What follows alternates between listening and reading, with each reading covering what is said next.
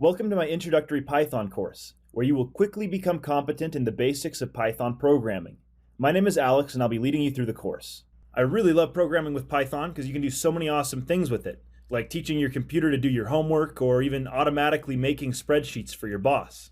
Even though my degree is in economics, my ability to program in Python has gotten me jobs in many different industries, including at a law firm and even at an organic chemistry research facility. This course is designed for people with little or no experience in programming. At the end of this course, students should be able to confidently write Python computer code and apply it in ways that will not only make them more valuable at work, but will save them time on the computer. The course walks through the creation of a basic Oregon Trail video game to explain many of the components and functionality of Python. You'll be able to have your computer search through spreadsheets and create and edit files. It is designed to give a broad exposure to the programming world and to Python that you'll be able to use in all facets of computing.